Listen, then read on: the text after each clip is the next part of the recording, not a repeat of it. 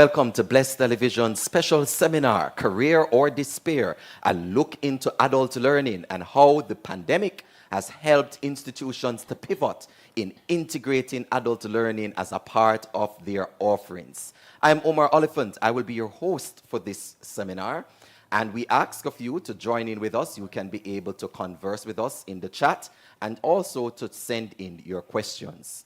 In the book, Education, Ellen G. White says, and I quote, "Higher than the highest human thought can reach is God's ideal for his children. Godliness, godlikeness, is the goal to be reached. Before the student, there is opened a path of continual progress, an object to achieve, a standard to attain that includes everything that's good, pure, and noble. Students will advance as fast and as far as possible in every branch of true knowledge, but their efforts will be directed to subjects as much higher than their mere selfish and temporal interests as the heavens are higher than the earth." End of quote. She also opens this book by saying that true education means more than the pursuit of a certain course of study. It means more than a preparation for the life that now is. It has to do with the whole being and with the whole period of existence possible to man. End of quote. It is that aspect of the quotation, the whole existence possible to man, that we will be taking an insightful look on today in relation to adult learning and how it can be integrated for many individuals through the platforms that are available today. But for many persons, the choice of entering into a new field or a field at a later stage in life can bring about despair. For one reason or the other, perhaps it's finances, lack of family support, the spouse, partner, perceptions, or even the influence of time. But whatever the reason, here we can find in our discussion today tidbits of hope for adult learners where they can now integrate themselves into the learning platforms that are available, not just the traditional school setting, but also in skills and training. To help us in our discussion, we have three experts in the field. The 24th president of the Northern Caribbean University, Dr. Lincoln Edwards. From the Heart NSTA Trust, Dr. Sim Hugh. And from the Jamaica Union Conference of Seventh-day Adventists, Dr. Roy Dennis. Welcome. Thank you. I trust and hope that you would have had a good overview of education, not just from the standpoint of youngsters, but also from the standpoint of adult learners. Dr. Edwards, share with us at Northern Caribbean University, what are some available tools or resources for adult learners that exist? Well, thank you, Pastor Oliphant, for that question. Well, Northern Caribbean University, from its very inception, has served as both the emblem and the engine to provide opportunities for persons who would like to further their careers.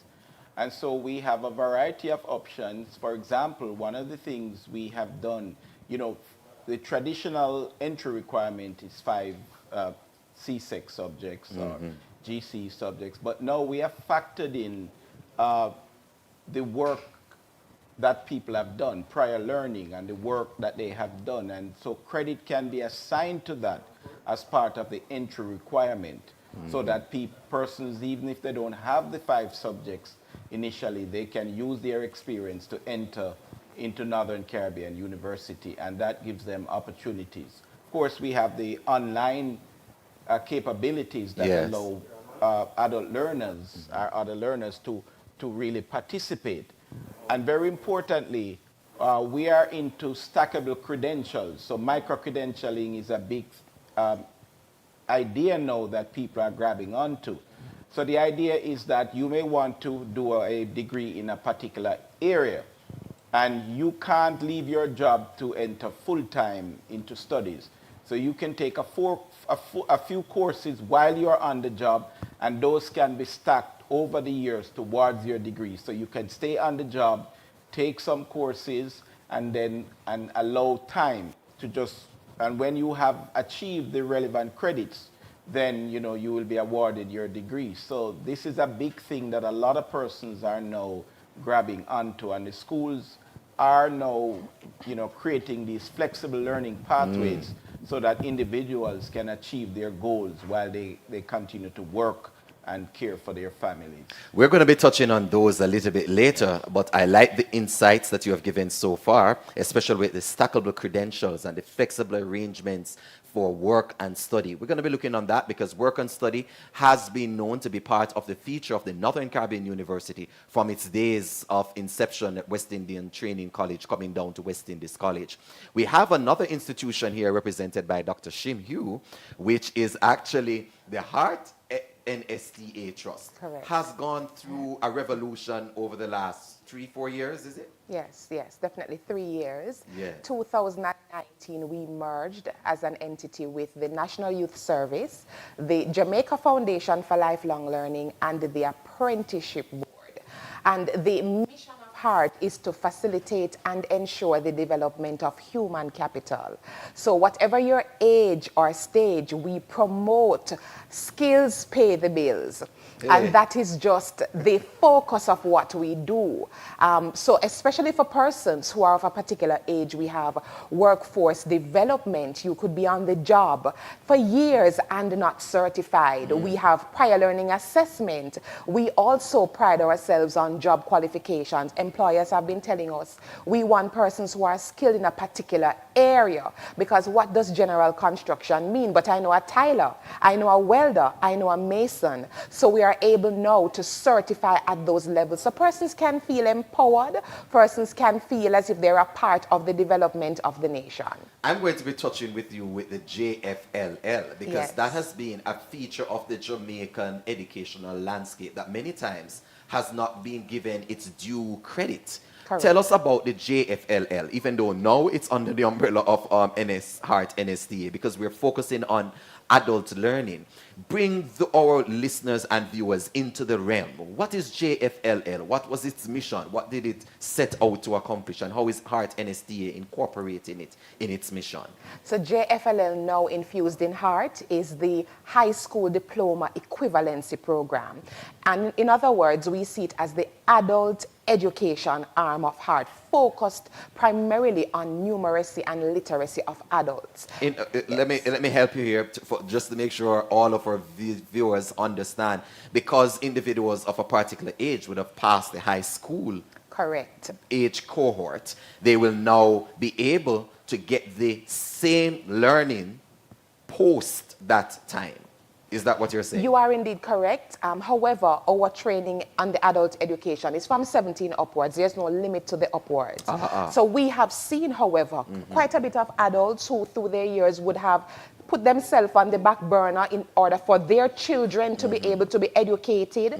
They now want to be able to read their Bibles, learn how to read their Bibles, learn how to complete an application form for a driver's license. And they come to us to be empowered. So we provide for them the different levels of training for numeracy, literacy, and CXCs. So the end result, hence the high school, is for them achieving 5 CXCs. And that has been a big push and a big win for the transformation of the nation. And I see you're referring to the Bible, and that is, of course, our book right here, That's at IADPA Bookstore at 74 Constant Spring Road. And that brings me into someone who has served not just as a pastor, not just as an academic, but someone who is also in the field of counseling and psychology and understands the basics and the psychological impact of adult learning. Dr. Roy Dennis, share with us your experience. I know you're going to be drawing from your well, which is so diverse, but share with us your experience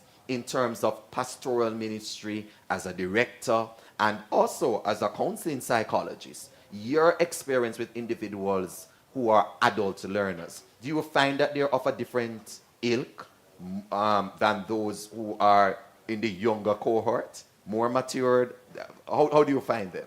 Let me start. Thank you, Mr. Moderator. Let me just start by saying that the benefits of preparation is clearly documented in our society.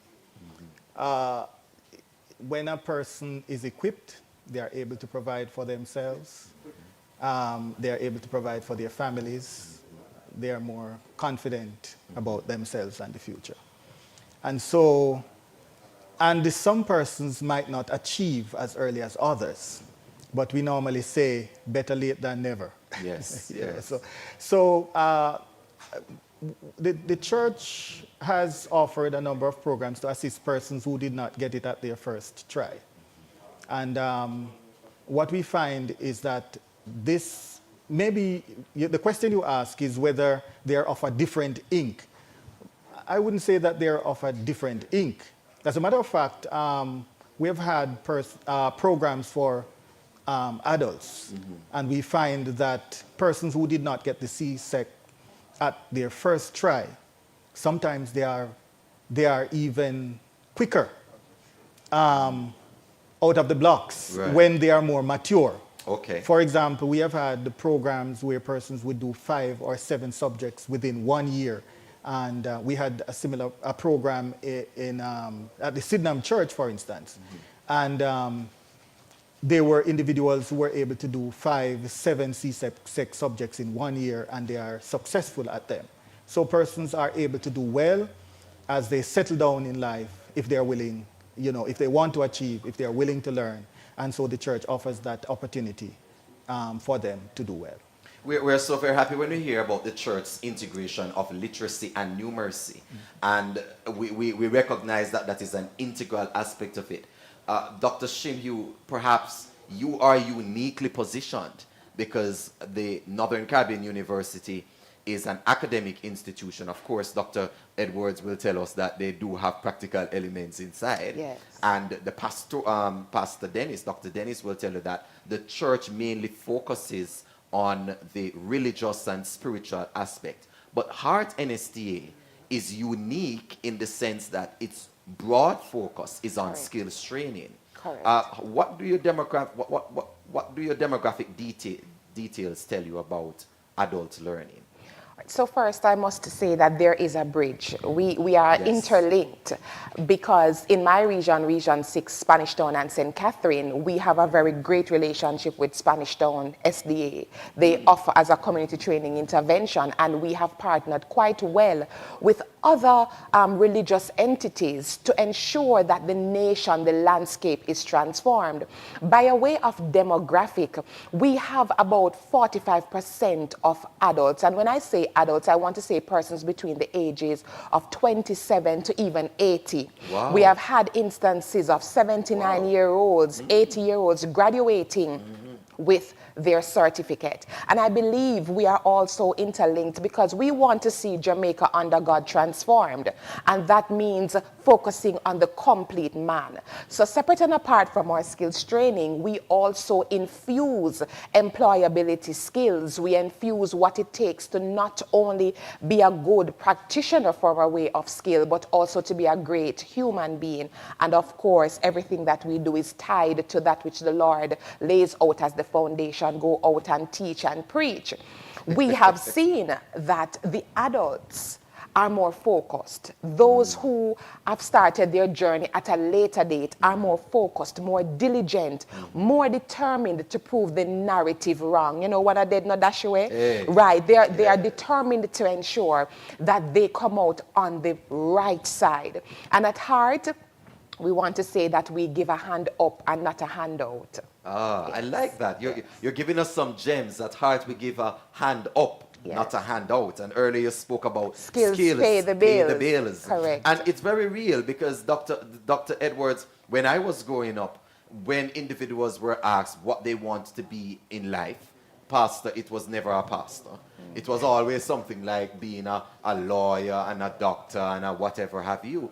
But now we're seeing society understanding that there's a shift in the paradigm, that learning is not just in relation to the intellectual in terms of IQ, but we are now seeing individuals coming in recognizing that the skills are important. The mechanic is even important. The hairdresser is even important as the teacher and the doctor. How is Northern Caribbean University helping in this shift of focus from just mere academic to skills training, as Dr. Shim Hugh has noted? Well, you know, as technology advances, you know, many traditional jobs will no longer exist in the future because artificial intelligence can do those jobs. And so people have to be aware of those, but there will always be the need for skills, you know, certain skill sets. So we have formed what we call VT, the Vocational Empowerment and Educational Training Institute, that will allow persons who need specific skills to acquire those through VT. And we have also had discussion with HEART to forge partnerships that will allow some of the training to take place that HEART normally does take place at NCU. For example, in the area of technology, we are well known in that area. And so, for example, when COVID-19 impacted us, we partnered with the ministry to train teachers in the public education system how to offer their lectures online. And so we are partnering with different institutions now so that technology can be a part of what people do. So again, as I said, through VT, we are able to empower people with specific skills, digital animation and those things. Also, there's an opportunity for adult learners who are not technology savvy to apply to NCU to learn these, to get certified in specific courses that will help them to better understand the technology. So we are rolling out at NCU a number of courses that are specific to the needs of persons in the society. So as long as we know what people want, our duty is to provide it at NCU, and we're partnering with the churches and with other institutions. It wasn't so long ago, one church member said to me that, we need the young people who are even adults who work with us in the media center to be certified, because they are helping, they are doing, but they are not certified. So we now want to develop those courses so that they can be certified, so that when they go out, they have that sense of pride and accomplishment. And as I mentioned, we are partnering with HEART. There's discussion so that together we can empower the Jamaican people. Because this is not one institution versus another. These are many institutions coming together to move the Jamaican people forward and be prepared for the future. And we're not leaving anyone behind. So adults must feel secure and feel confident that at NCU we have their interest at heart, and we are partnering with HEART and other institutions so that they can achieve their goals. A revolutionary impact, you would say, Dr. Dennis? Oh, yes. The church partners with various institutions to provide education. The Seventh-day Adventist Church is largely about education, while there are some denominations that might focus more on the emotions, and emotions are important. But if you should categorize the Seventh-day Adventist Church, you would say it's a church that focuses more on the rational and than the emotional. So even in our church services, you will see that a lot of teaching takes place. And the structure of the church, we have various institutions from the baby is born. We have preschool, we have primary school, we have high school. And as I mentioned, some of the churches partner with NCU and HEART in order to have extension programs for adults who did not get the CSEC. And we have Northern Caribbean University and our universities. So our philosophy focuses on preparation for the whole man and for the whole period of existence available to man. So as long as we are alive, we are learning. And as long as the church exists, we will participate with every institution and entity that is focusing on building the mental, the physical, and the spiritual capacity of man. The Apostle Paul puts it this way in Ephesians chapter 4. He says that God gives gifts, and he gives these gifts for the edifying of the body of Christ till we all come up or grow up to the measure of the stature of the fullness of man in Jesus. How can that be done unless we have true education? The kind of education which Ellen White spoke of when she says it has to do with the whole being and with the whole period of existence possible to man. So education is not just for children. Education is not just for youth. Education is indeed for all of us. You are watching Bless TV's special seminar, Despair, Career or Despair. We'll be back with you on the other side of this break. When I left my community in Lilliput, Montego Bay, very volatile area, all I had was a dream. I do not know what will happen come August 2020 when I graduate.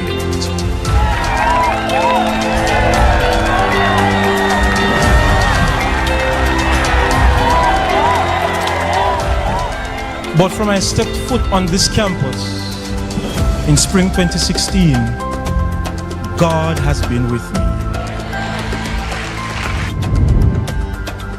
Some of you will finish in 4 years like our time. Some of you will finish in 5 years, and some of you will be like me.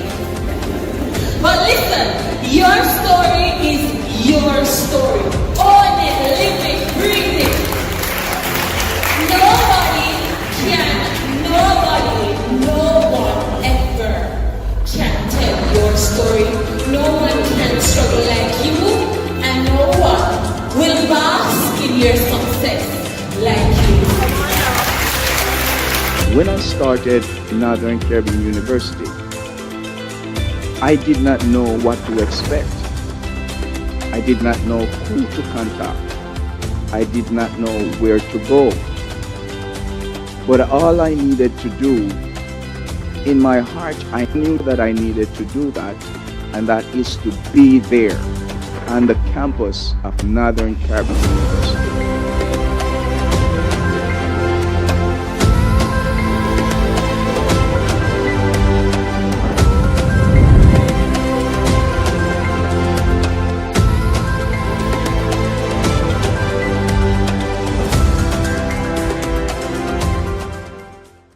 Over 30% of our total youth population comprises unattached young people.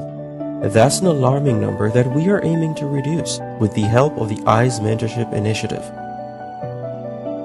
5 years ago, you could catch me smoking and drinking at any hours of the day. Being in state care, I lacked some guidance that I really needed. Since joining this program, I had gotten baptized and I'm closer to achieving my goals.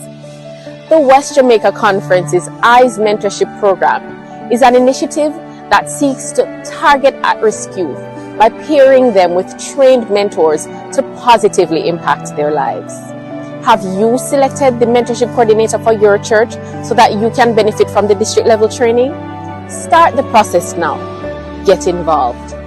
For more information, send us a WhatsApp message at 876-853-4705 and follow us on Instagram at IADPA Mentorship as we empower youth and engage society for the building of a better nation. Welcome back to Bless TV's special seminar, Career or Despair, speaking about adult learning and how it has pivoted in the midst of the pandemic. On the other side, we had a conversation with some of our educators. This time, we're going to be going to sample students within the educational sector. And we have here with us two students, as they then were. We have with us, to aid in this conversation, Rochester Reed and Chad Anthony Cook. Welcome, gentlemen. Welcome. Rochester, speak with me. You went to Hart when you were 42, 43. Yeah. Come on, why were you going back to school at that age? Tell us, what was motivating you to get that Hart NSTA certification? I was in a job feeling not going anywhere. Granted, I was making money. I was making good money, but I wasn't feeling that energy. And I was searching. In fact, when it was announced at my church, Brayton SDA, that they had this program going on, it was not a matter of me jumping into it. It was a matter of me being there. So they offered it, and I took it up right away to go to Jagas, just to pursue the course of it was mechanics, but what Jagas does, it gives you the whole entire thing. And then after the second year now, while in the second year you choose where you want to specialize in. And I specialize in what I really was interested in, that was AC. Let's backtrack a little. You said you were in a field before. Yes. Because many adult learners are either already in a field or they're out of a field. Yeah. What is it that, which field were you in? I was a taxi operator. Oh, you were a taxi operator. Yeah. And how was that for you? It was good, man. At first? Yeah, it was good because it's not the taxi operator you see on the road here now. Oh, bless the Lord. It was the proper driving. Yes, man. The proper Yes, man. It wasn't taxi operators. What they have now kind of make me feel embarrassed. You feel embarrassed to say you were a taxi driver? Yeah, yes. And so you wanted more for yourself? I wanted more. And I noted that you said that you were making a lot of money. Normally, individuals' money is a very good consideration for them in a position. Why would you want to give up what was sure for perhaps what would have been unsure? Because of the era that I was operating taxi in and the environment. I was in the Spanish Town area. Yes. And I wouldn't want to go any further than just in the Spanish Town area. And so at that age and stage of your life, you pivoted into a new era. Did you have any fears? Did you have any drawbacks? I had not fear. I had a bit of doubt of how I would manipulate in the system, going back to school. And it's not that I've never been to school before. Yes. But going back to school and then the age factor, and I was questioning myself and, my age, going back to school, and the age of those I would encounter at the school. Right. And the teachers, how they would react to me as an adult. You might say, but they are there to help you, to facilitate you. But then at your age, you're looking at, I'm an adult, and I might meet up with a few teachers who are younger than me, which I did. Wow. And in fact, I met a guy who I went to school with, who was a teacher at the school. And it was good. It started out nervous, but trust me, after the first 2 weeks, I was in it. But that's a lot there that you have just said, a lot of compartmentalization and analysis that goes in. What helped you to get over it and to say, all right, I'm going to do it in spite of? I had a wife who was a teacher. I have a wife who is a teacher. Yes. I have 2 daughters who, when she comes home, they are teachers. Oh, support system. The support system was great. In fact, when I finished school in the night, because it was evening at Jagas, and my wife had already segmented a spot in the dining room away from everyone, and that is where my second class study would be. And she would go over with me and help me and tell me. And from that, and I had friends at church who maths was a problem with me. Okay. So I had 2 friends at church who were in the banking system, and they're good friends of mine. So I went to them and asked them, and Sabbath evening, it was my class upstairs with them. And now it's history, because now you are AC operator. You help to service ACs. What else do you do? High quality auto AC. And high quality. And split unit maintenance. Yes. Okay. Install, repair. I'm sorry we don't have enough time or maybe units for you to demonstrate that for those who are watching. Yeah. But maybe they can touch bases with you.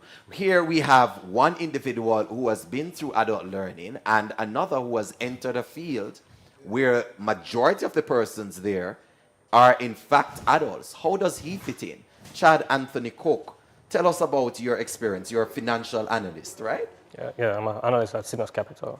At Cygnus. How do you find it working in the environment with individuals that are senior to you?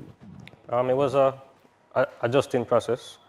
Because these people have been in the sector for years, and you're just starting in the industry, you're fresh out of school. But fortunately, they don't undermine you. They kind of mentor you and say, I was once there. Right. So, it's a learning experience for both of us. Tell me, you graduated last year from Northern Caribbean University. Yes. So you see we're matching everything. It's Hearts earlier with Dr. Shimhu and NCU earlier with Dr. Lincoln. And we actually have individuals, both of them are Seventh-day Adventists as well. What are some of the essential lessons that you would have learned working with individuals of a different age group?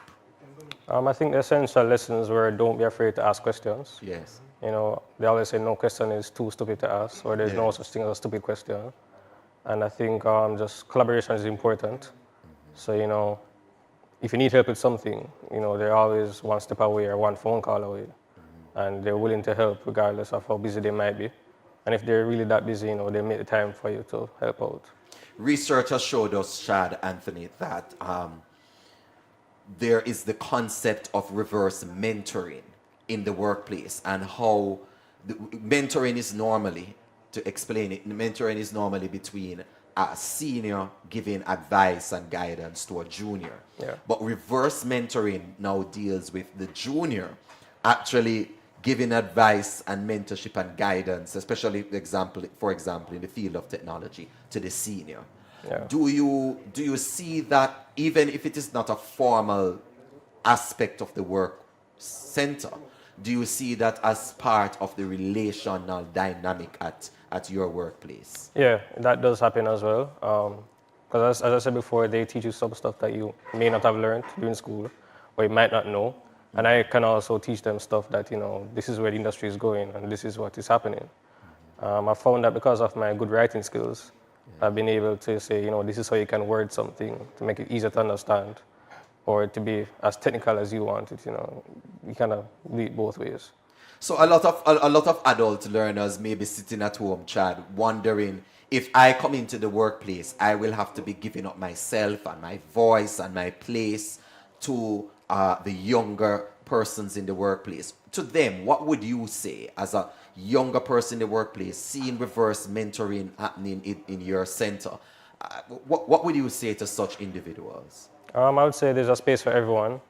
We're all here to learn from each other. That's really how growth occurs, whether it's self-growth or growth for the company itself to achieve its objectives. So as I said before, there's a space for everyone. There's a space for everyone. So back to you now, Rochester. In the whole dynamic, having listened to a person like Chad, who represents a particular cohort, age cohort, how would you advise younger individuals now? Yeah, when persons as yourself, as adult learners, either change careers or enter into the educational environment, what advice would you give to the younger ones as to how to relate to individuals like you? Go for it, man. Go for it, because there's never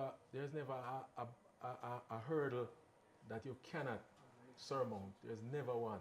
What I've learned is that even though I went to school and there were younger students there than me, we all found something that we can help each other with.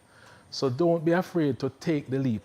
When you make that step, that is when you will start the journey. The journey only starts when you make the start. Mm-hmm. If you want to achieve something, set goals, but don't set higher goals than you can make. Mm-hmm. Start from little, and little make much. Yes. Earlier, Chad Anthony, Rochester would have said that one of the things he was afraid of, was coming into this space and having a younger person being in charge of him, that kind of thing. How do you see that kind of dynamic, the age difference in terms of leadership? Would what would be your consolation or word of hope to somebody who is listening and they're saying, who at my age and stage, me can't take no young boy come, tell me how to run the show? What would be your response to that kind of thinking? I think having a younger person in charge of you is always an interesting dynamic, because the first you're thinking of is the age difference. But at the end of the day, you're working to get something done. That's right. So, either way, it doesn't really matter how old or how young the person is. You're trying to get something done. And as you said with the reverse mentorship earlier, it can happen both ways.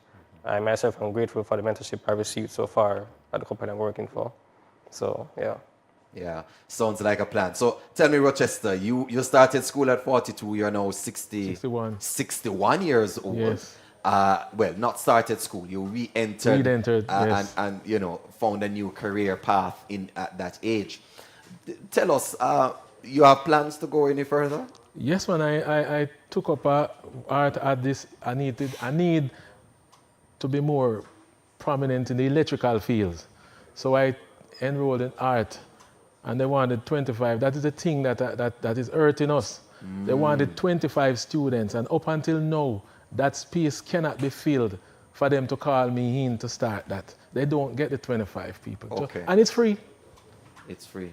It's free to the student. It costs the taxpayer. Yes, but but if it's free for you to come in and get something and don't beg me, come on. When Dr. Shimhugh comes back, I'm going to ask her to respond to that, because that's a unique perspective, the fact that there has to be a particular amount for class size, but I don't think there is a limit in terms of age. But you're planning to actually go forward and do more. As much as I can.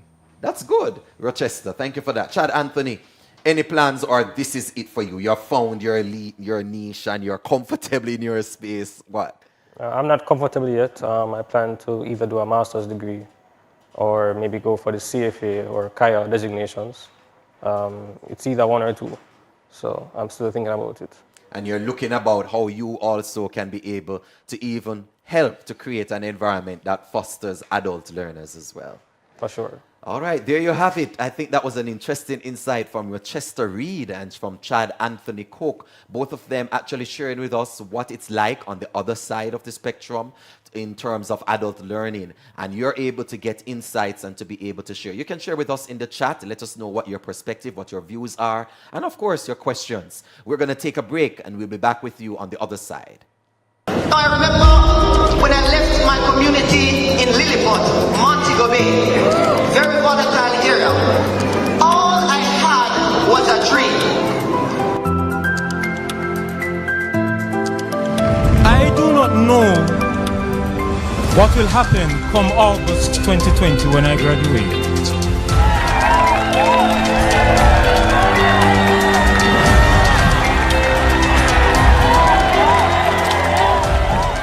But from I stepped foot on this campus in spring 2016, God has been with me. Some of you will finish in 4 years like our time. Some of you will finish in 5 years, and some of you will be early. But listen, your story is your story. Own it, live it, breathe it. No one ever can tell your story. No one can struggle like you, and no one will bask in your success like you. When I started Northern Caribbean University, I did not know what to expect. I did not know who to contact. I did not know where to go. But all I needed to do, in my heart, I knew that I needed to do that, and that is to be there on the campus of Northern Caribbean University.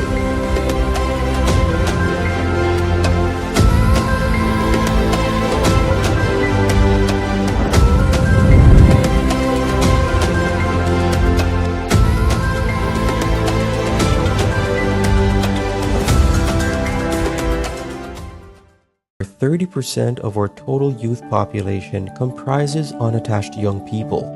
That's an alarming number that we are aiming to reduce with the help of the ICE Mentorship Initiative. 5 years ago, you could catch me smoking and drinking at any hours of the day. Being in state care, I lacked some guidance that I really needed. Since joining this program, I had gotten baptized and I'm closer to achieving my goals. The West Jamaica Conference's ICE Mentorship Program is an initiative that seeks to target at-risk youth by pairing them with trained mentors to positively impact their lives. Have you selected the mentorship coordinator for your church so that you can benefit from the district level training? Start the process now. Get involved.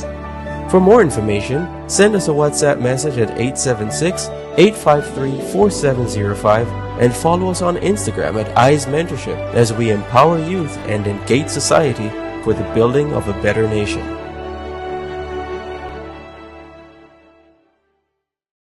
Welcome back to Bless TV's special seminar, Career or Despair.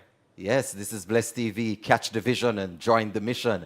And we've been having an interesting conversation relating to adult learning. If you're just joining us, then we hope you'll be able to catch the earlier part of it. But this segment, we'll be speaking with Othniel and also with Gabriel. Othniel Blair and Gabriel Francis. Welcome to our discussion. Thank you. Thank you very much. How are you both? I'm blessed. Yes. Okay. Gabriel, you're a student at the Norman Law School. The Norman Manley Law School. And Othniel, you are a student at the University of Technology, but working-wise, I'm a JUTC bus driver. A JUTC bus driver. So let's go right to it with you, Othniel.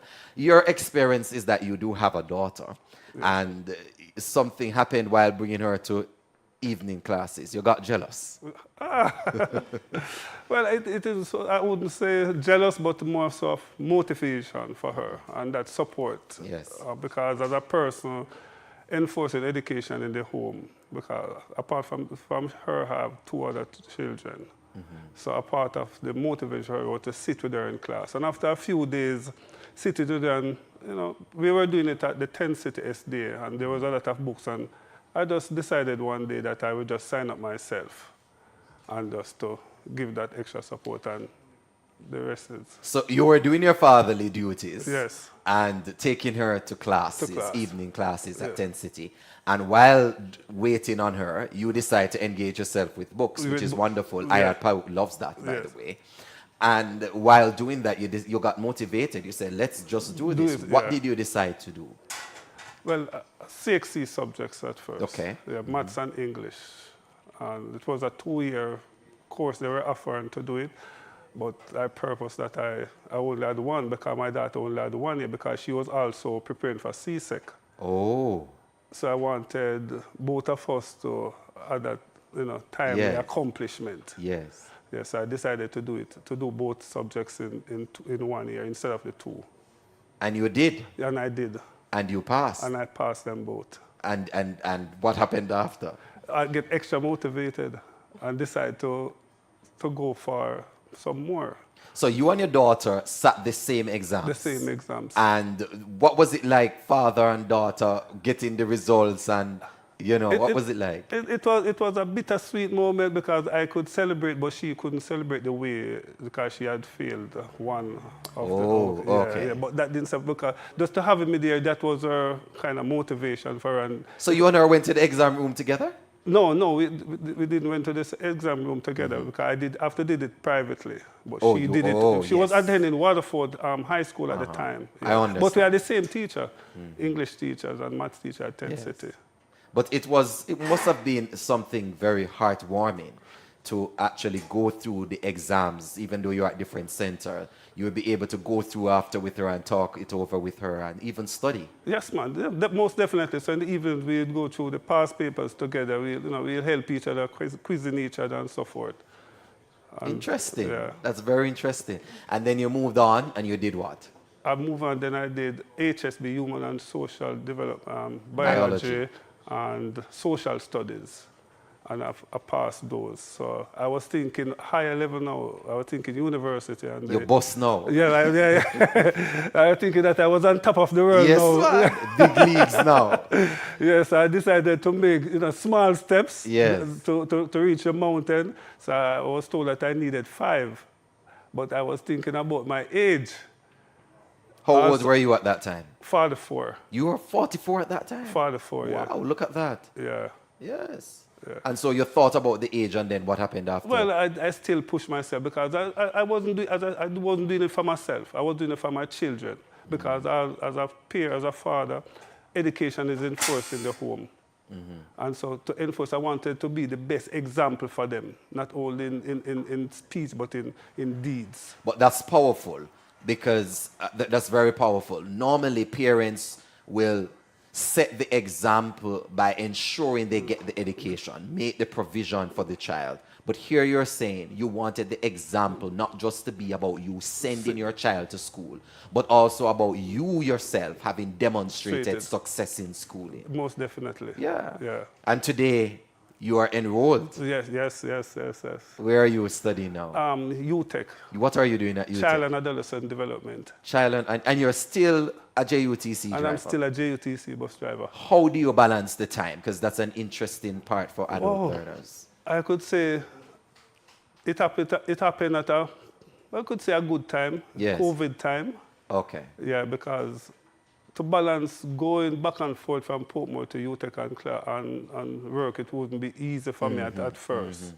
So the online class came in, and even though I wasn't prepared for it, but I made the best of it. Yes. Yeah. So the online, because of it being online, it helped you. It helped me. And with your timing with work. And of course, the finances, how that works out. Wow. So many of you are at school. Well, as a sole provider, for a family of 6, that was a decision that was made from going to the... Family of 6, you family said? of 6. My wife... You mean SIX? SIX. And I was the sole provider. You need to slow down there. Some people are watching and say, what did he just say? Yeah, well, I was the only one working because other children were going to school. My wife wasn't employed at the time. Right. So the decision to even go to 10 seater for evening class was actually a sacrifice, because it was something that I wanted to do from a longer time, but because of the responsibility I have, I couldn't see myself giving up, because every hour is very important to me. Every hour means an extra dollar for me, for the family. Yes. So to make that decision to just give up those hours to attend class for years is a struggle that I have. So self-development, self-growth, you saw as being as equally important for the family, not just for yourself. For myself. And that's a critical perspective there to actually get, because Othniel is saying he did not just see this as something for himself, he sees this as something for his family. I wish I had more time with you. But Gabrielle, talk to me. Norman Manley Law School, that's not an easy road there. Not at all. What year are you? I'm in first year. How do you find it so far? Stressful. Stressful? Very, very stressful. Yes, the first year of Norman Manley is normally the pull out here part. So tell me, as a young learner in the academic world, you are amongst individuals who are adult learners at Norman Manley. Yes, I am. You in your group, because I know you have groups. Yeah. Do you specifically have individuals in that group that are older than you are, adult learners who work? Yeah.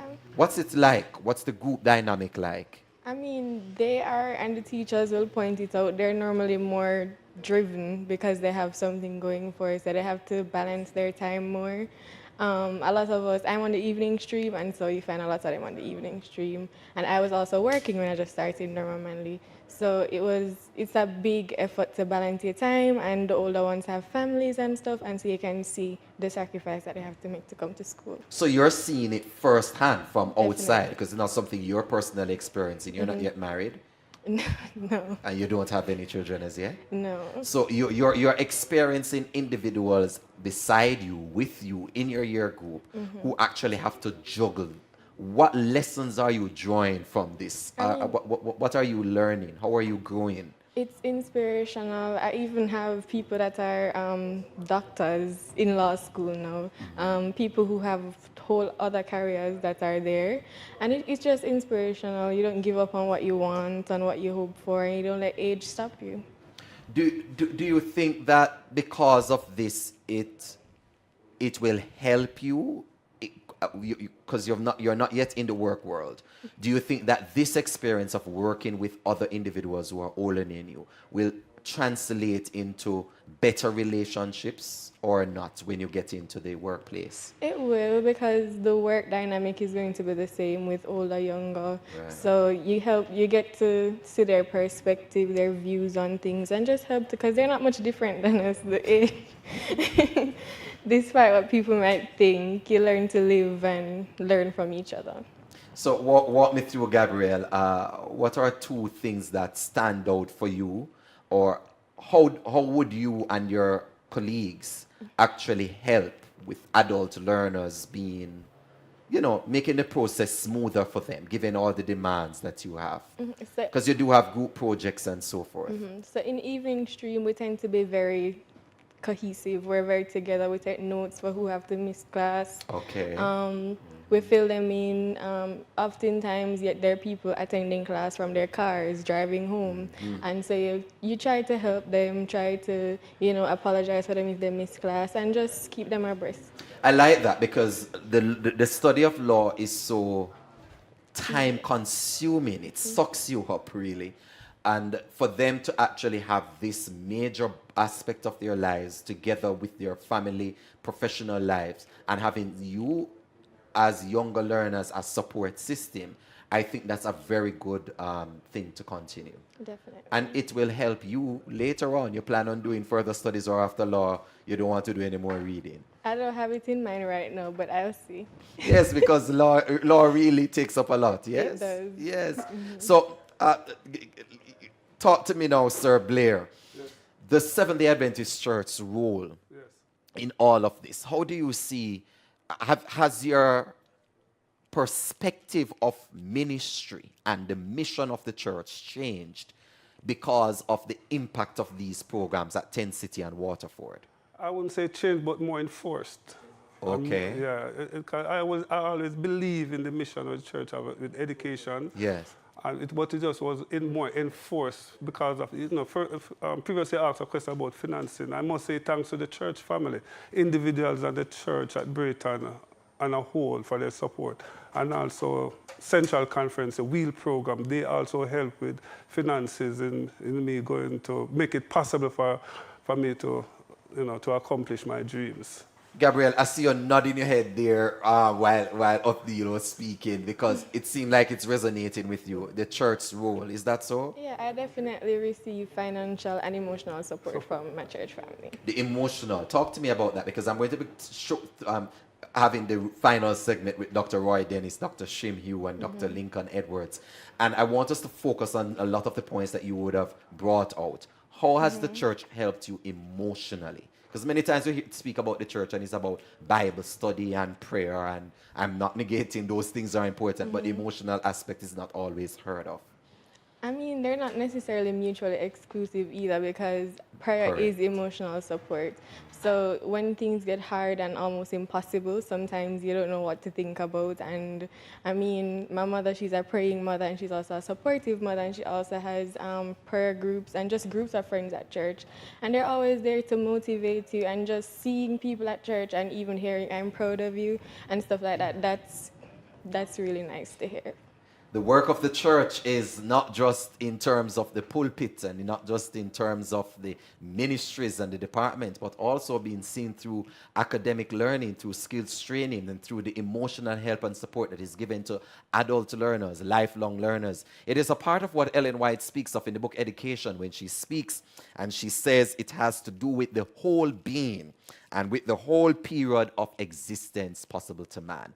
When we return on the other side, we're going to be having our final segment with Dr. Lincoln Edwards, the president of the Northern Caribbean University, Dr. Shim Hugh from the Heart NSTA Trust, and also Dr. Roy Dennis from the Jamaica Union Conference of Seventh-day Adventists.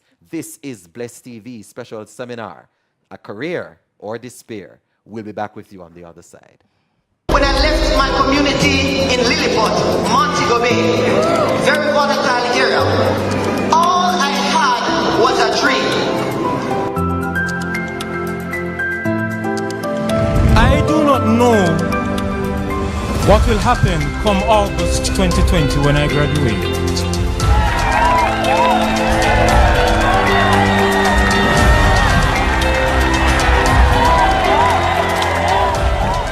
But from I stepped foot on this campus in spring 2016, God has been with me. Some of you will finish in 4 years like our time. Some of you will finish in 5 years, and some of you will be ending. But listen, your story is your story. Own it, live it, breathe it.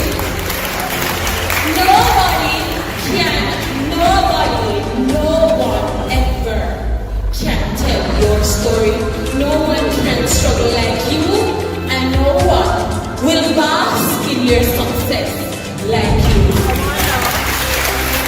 When I started Northern Caribbean University, I did not know what to expect. I did not know who to contact. I did not know where to go. But all I needed to do, in my heart, I knew that I needed to do that, and that is to be there on the campus of Northern Caribbean University.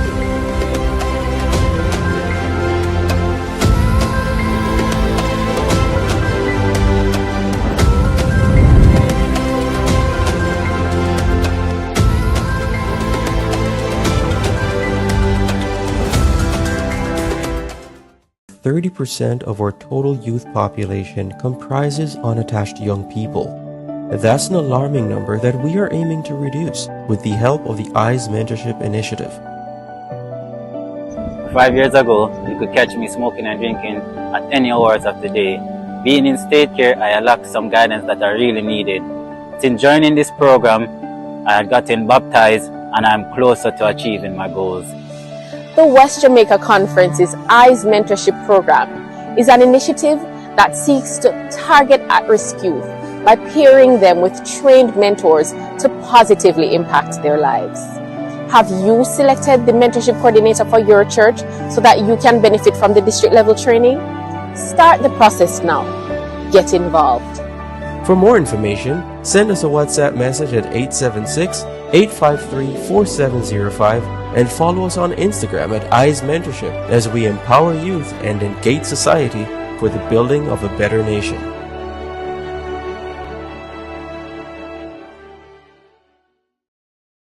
Welcome back, and thank you so very much for your comments. Thank you for your questions. Thank you for your involvement in this seminar put on by the Blessed TV, Career or Despair. And I can tell you the conversations really have been insightful.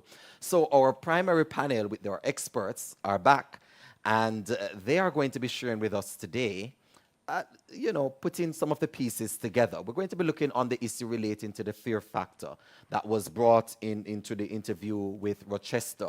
We're also going to be considering what he said in relation to the size of the class and why is it that the Heart NSTA Trust puts in place that kind of mechanism. We'll also be discussing with Pastor Roy Dennis what Othniel would have put forward in relation to the collaboration between the church and these kind of educational endeavors. And of course, we'll be discussing with Dr. Lincoln Edwards the issue relating to the expansion of the work of education out of the realm, decentralization of academia as it has been done. So let me start there with you, Dr. Edwards, because 30 odd years ago, you had a vision for how the church could have done decentralization.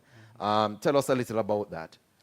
Yes, I saw that there was tremendous potential because the church has so much real estate, often closed several days of the week. And I said, why not let's use that to teach persons, so that they can have skills or get the academic credentials. The idea wasn't fashionable at the time. This is in the early 80s. So I went back to my little church in Jones Avenue, and I started to teach maths and chemistry on a Sunday evening and on a Wednesday evening. And these were 2 hours before the services. And the idea was an evangelistic tool, because the community people would come to class, and then right after class, it's time for Wednesday night or Sunday night meeting, so it would be easy for them to stay. And as their teacher, if I invite them, it's harder to say no to your teacher. So that was how we did it, and we had students who passed their subjects, many who struggled with maths in the traditional schools. That was where they passed their maths and their chemistry, and those were the subjects I taught in high school in later years. I was a student at the University of the West Indies at the time, but I gave up my time so that people could benefit from that. So I knew the potential from long ago. So at the Northern Caribbean University now, we have our students who go out and assist students in homework, with their homework so that they can do well. And of course, we have the online learning that people can sign up for and pursue their dreams. So there are many opportunities. And with respect to that age difference, I started dental school when I was 45 years of age, so I know about that. I was teaching pharmacology to the medical students and the dental student at Loma Linda, and I had a lab because I had a grant from the National Institute of Health, so I had to manage my lab, manage the funds they gave me, and I had a graduate student and a postdoctoral fellow to manage. So I was in class with the very students I was teaching. So let's say it's periodontics. We're all sitting there, all 100 of us, taking periodontics. Then when it's time for pharmacology, I would get up and assume my role as a teacher, taught them what they needed to know in pharmacology, and then resume my role as a student. You didn't have any issues doing that? Oh, I loved it. The energy of those young people carried me along. I was their teacher. They wanted to see me succeed. And as someone mentioned before, there's always something you can trade off with people in a group. So I dealt with their emotional issues. So when they had challenges, I was the person they came to. I would listen to them. And so we formed quite a bond. And I had insights about students that I would not have had I not been in that class. I learned a lot about students, sitting in class with them and experiencing that.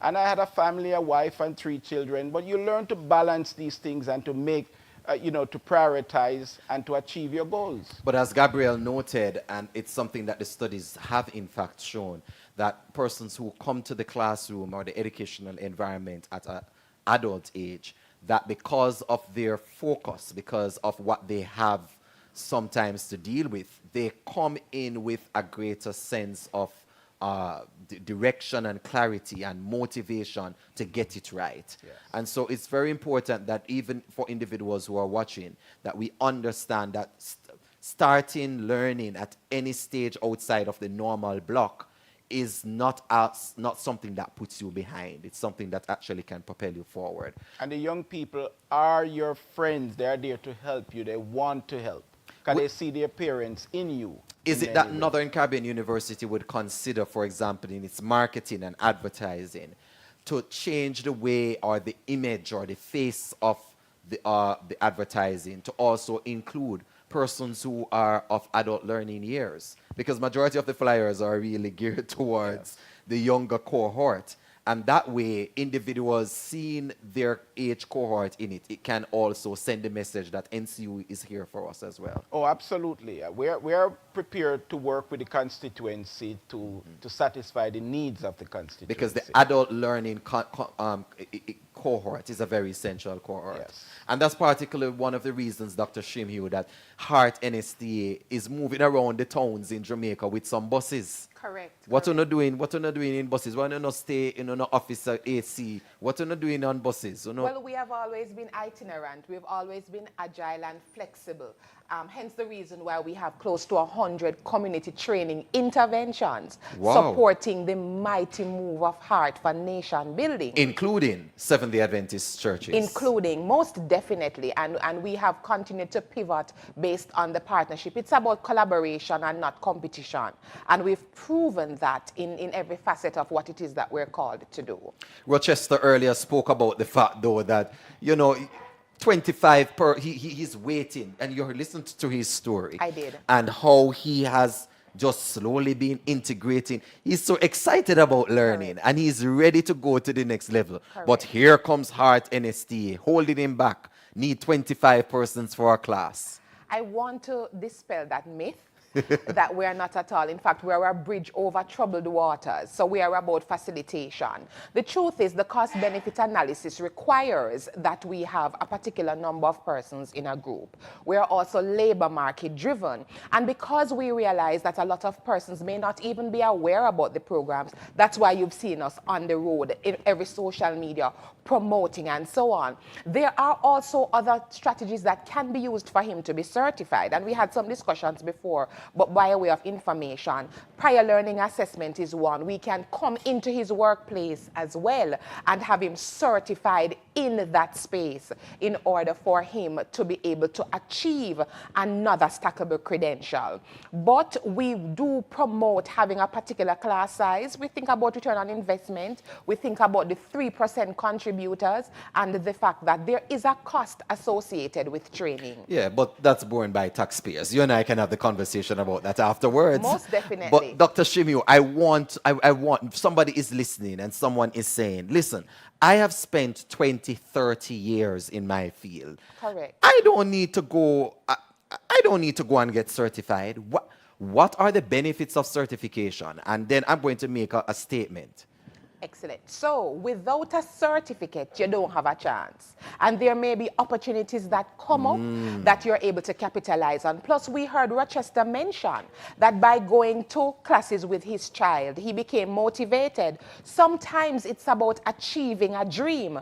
You may not necessarily plan to transcend into that profession, but you've acquired something that empowers. You've shown your family members, your community. So for example, while working at Ebony Park Academy, a heart institution focusing on agriculture, I did crop production level 2 as the deputy manager. Sat with persons 17, 18, 19 for two main reasons. One, so that I could have the experience of being in the training so I can, you know, help to mold and to guide and to shape, and also for self-actualization. Yes. So it's important too. So it's not only about the office and the title and the position. Not at all. Self-actualization. Correct. You know, and I want to plug this in. For those of us who are in the other cohorts, let me tell you, when you get a heart, she's not going to say it, but I can say, when you get a heart NSTA certificate, you're getting money. In countries such as Canada, my brother-in-law has moved from Jamaica to Canada. And I wish I could tell you, Dr. Dennis, the massive stride that he has been making, not just in his family life, but also in terms of finances, by virtue of his heart NSTA certificate. He doesn't have a bachelor's like me. He has a heart certificate. And in these industrial countries, in these first world countries, Dr. Edwards, your certificate is of greater value in many instances than your academic degree. So, Dr. Dennis, let's wrap with you. The church's mission. I heard, before I get to the church's mission, I wanted to touch the matter of the fear factor that was brought up by Rochester. Well, first of all, I want to express appreciation for their testimonies. Yes. Rochester, Chad, O'Neill and Gabriel. I also want to express appreciation to hear the testimonies of the men. Since the 80s and the 90s, 75% of the persons at higher level education are now female. And they are the ones who are inclined to upgrade themselves. So for years, I've been pushing for men to upgrade themselves. And today, I feel pleased. Man, no one be no bookie, doctor. Dr. Dennis, man, no one be no bookie. And that's what they say when I go to the seminar. But as Dr. Shimhu pointed out, without skills and degrees that are certified, then you are not able to finance your way.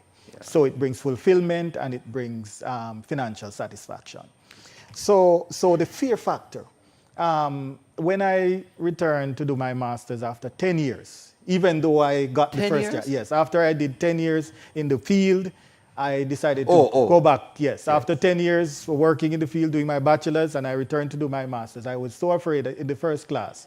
And I remember the psychologist who was teaching the class was probably my age. Maybe he went on to, you know, immediately after his bachelor's degree.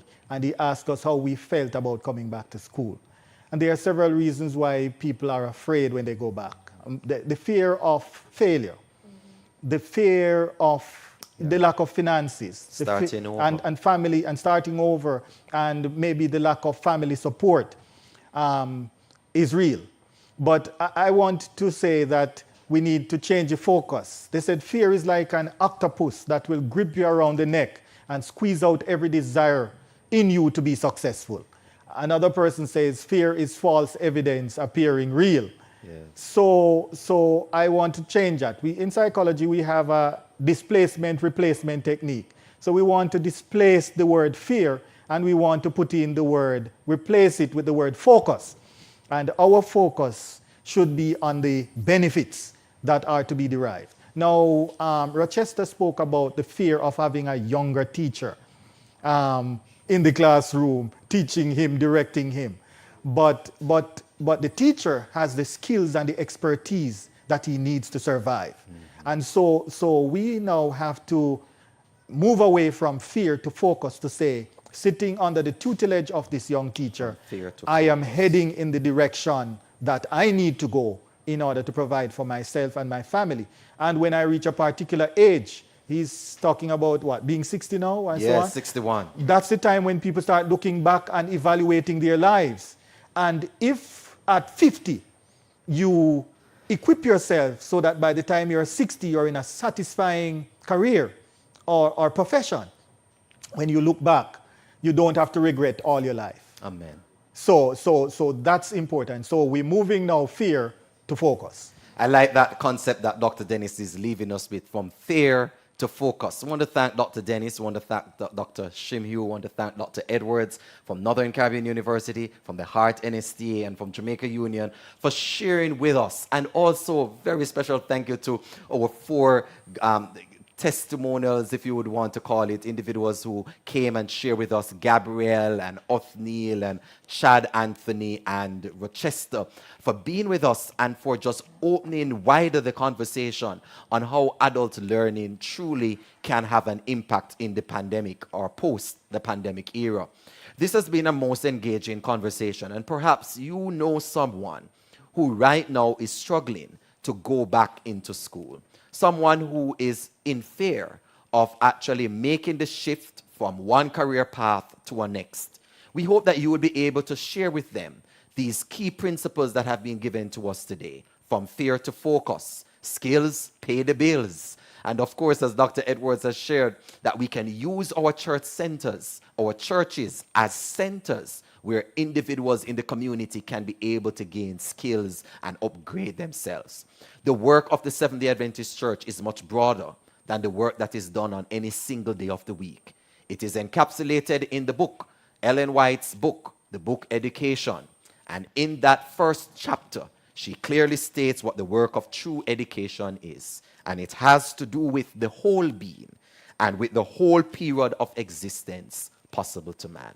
I want to thank you for joining with us. Thank you for sharing the link. Thank you for inviting others to share in this discussion. And on behalf of all of us here at Bless TV, we want to say thanks to you for joining, and also thanks to our partners, namely the Jamaica Union Conference of Seventh-day Adventists, Leroy Condupa, Peter Ponal, Hose Assembly and Supplies, Carlene Llewellyn, and of course, the IADPA Bookstore, where this recording was done at 74 Constant Spring Road. Until next time, I am Omar ZD Oliphant. Walk good.